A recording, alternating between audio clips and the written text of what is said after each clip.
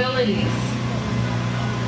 There is no evidence that countries that abandoned freer markets and embraced substantially greater control over economic affairs have performed better on any of these margins. To the contrary, those countries that adopt increased taxation, increased regulation, fiscal mismanagement, and enormous public debt have performed demonstrably worse. From a global perspective, we have witnessed remarkable progress of mankind through the increased acceptance of free market policies in both rich and poor countries. Before the Industrial Revolution, 80% of the world's population lived in abject poverty. By 1980, that number had fallen to around 30%, and by 2000, it had been less than 20% of the growing world's population lived on less than $1 a day. This is capitalism. In 5 years, that number is expected to fall to 10% if free trade is allowed to flourish. In just the past 25 years, increased private ownership, increased free trade, and lower taxes all came at the hands of politicians like Deng Xiaoping in China, Margaret Thatcher in England, and Ronald Reagan in the United States. In the years following the adoption of these policies by global leaders, per capita income nearly doubled from 1980 to 2005. Tariffs fell and trade increased. Schooling and life expectancy grew rapidly, while infant mortality and poverty fell just as rapidly. In the average country that became more capitalistic over the last 25 years, the average citizen gained a 43% increase in their income. Nearly half a decade in their life expectancy. And a 2-year increase in the average year of schooling. In my lifetime alone, freer markets have improved the lives of billions of people from all walks of life. When we look back at our own history, the tremendous economic growth that Americans have experienced from the time of the original Tea Party to 1914 was the result of economic freedom from government regulation, open borders for free immigration, and very few free trade restrictions on the global flow of goods, services, and capital. Anyone could get on a boat and land on Ellis Island and become an immigrant, and this benefited both domestic Americans and immigrants alike. Businesses and labor were free to be entrepreneurial, and entrepreneurship created wealth. We don't want wealth for wealth's sake. Wealth allows for the improvement of the human condition. For example, in 1905, our average life expectancy here in the United States was 47 years of age.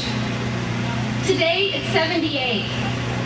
100 years ago, only 14% of homes had a bathtub, 8% had a phone, and 95% of all births took place in the home. Most women wash their hair only once a month, and average workers made about $300 a year. As recent as 1984, it took the average American wage earner 456 hours of labor to earn enough to purchase a cell phone. Today, it takes the average American 4 hours. A computer has fallen from costing 435 hours of labor to 20. None of this accounts for the tremendous improvements in technological capacity. What we don't know are all of the improvements that could have occurred but were prevented by legislative dictates, taxation, and regulation.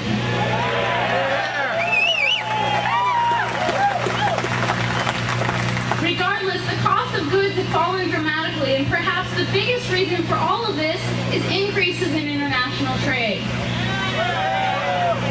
Simply put, the free market means the poor are getting less poor.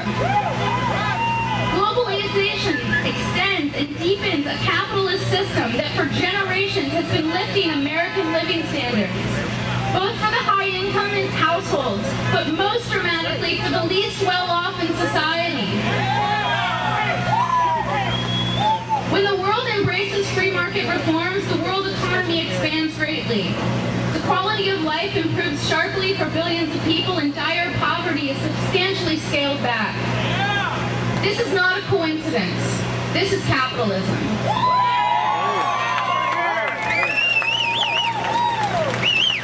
It is a well-established fact that when people are free to buy from, sell to, and invest with one another as they choose, they can achieve far more than when governments attempt to control economic decisions.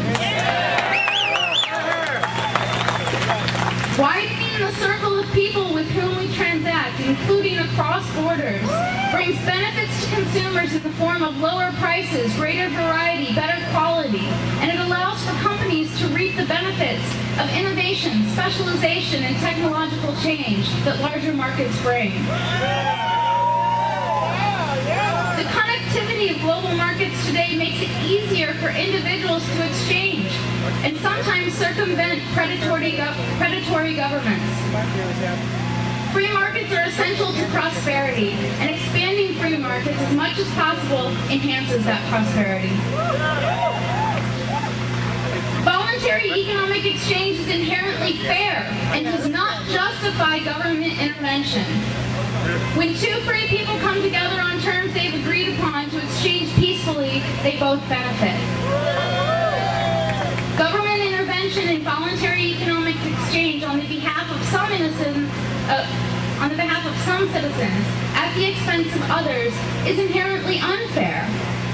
One person is coerced in order to privilege another. It really is that simple. When goods, services, labor, and capital flow freely across U.S. borders, Americans can take full advantage of the opportunities of the international marketplace. They can buy the best or the least expensive goods and services the world has to offer. They can sell the most promising markets. They can choose among the best investment opportunities, and they can tap into the worldwide pool of capital. Study after study has shown that countries that are more open to the global economy grow faster and achieve higher incomes than those that are relatively closed. But growth is not guaranteed. It seems obvious that the central challenges facing America have to do with the predatory regulatory burdens and the tax policies conducted by governments, both domestic and abroad. From an economic perspective, the case for unilateral trade liberalization, that is reducing our own trade barriers and subsidies without preconditions, without reciprocal commitments from other countries, is the best policy to promote peace and prosperity globally.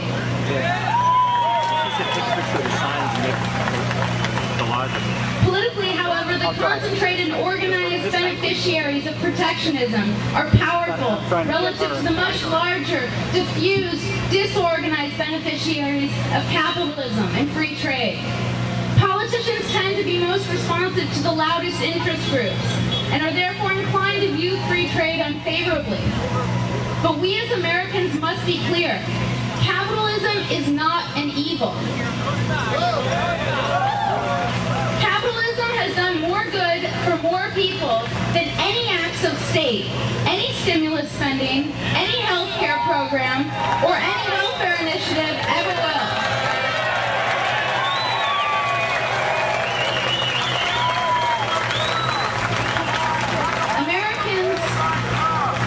Americans can no longer afford to fear freedom.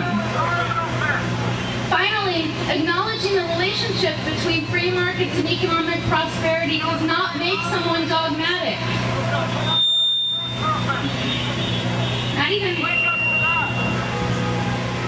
It is dogmatic to refuse to acknowledge these facts about capitalism and economic growth. They are facts. Capitalism's superiority for economic development serves an unqualified defense by individuals who believe that wealth is better than poverty, that life is better than death, and liberty is better than oppression.